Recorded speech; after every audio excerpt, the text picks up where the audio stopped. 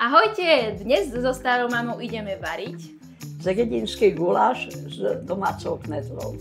Potrebujeme na to kyslú kapustu, Bravčové mäso, masť, cibulu jednu, koreniny, korenie, kmín, papriku, 2 stročeky cesnaku, smotanu na šľahanie, polohrubú múku, hladkú múku, mlieko, kvasnice, alebo teda droždie a lyžičku cukru. Ideme na to? áno, To je asi mäsko, že? áno, Do hrnca si dáme koľko mastí? ešte trošku. 2 lyžice. Lepšie je robiť na platni, aby sa nepripalovala cibula, ani nepálila masť.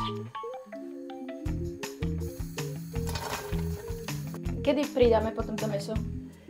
Keď cibula je trošku usmažená, pridáme červenú papriku a potom mäso. Aha, takto. Aby paprika nezhorkla, tak dáme to mimo platne zatiaľ. Teraz môžeme pridať Pridáme koreniny, papriku, najprv papriku, 1 celú lyžičku, aj 2. takže 2 lyžičky papriky. Áno, Ideme pridať 500 g mäsa, 1 lyžičku soli, pol lyžičky kmínu. Aby mäso bolo šťavnatejšie, tak najprv necháme pustiť šťavu, tak asi 20 minút, a potom podlejeme vodou, aby sa nepripalovalo. Ideme si spraviť kvások na knedlu. 1 lyžičku cukru, 40 g hladkej múky a 20 g droždia, 200 ml teplého mlieka, zmiešame spolu a necháme 10 minút odpočívať. Kvások máme nakysnutý a ideme ďalej pripravovať cesto. 260 g hladkej múky zmiešame s 300 g polohrubej múky, pridáme sol a kvások. Nakoniec pridáme 100 ml mlieka a necháme kysnúť 30 minút. Cesto máme nakysnuté, môžeme ísť tvarovať knedle. Pomočíme si dosku najprv, aby sa nám to neprilepovalo. Rozdelíme si na 2 polovice a vypracujeme z toho také 2 šúčeky. Knedle máme vyformované a necháme ich ešte 10 minút kysnúť takto len. Paríme ich okolo 20-25 minút.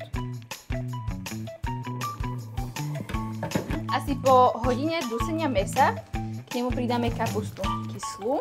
Kapustu podlejeme, aby bola celá zakrytá, nie? Áno. Koľko sa to teraz má variť s tou kapustou? Pol hodiny, potom pridáme zátrepku a ďalšiu pol hodinu. A hotovo? A hotovo. Ochutnáme knedlu.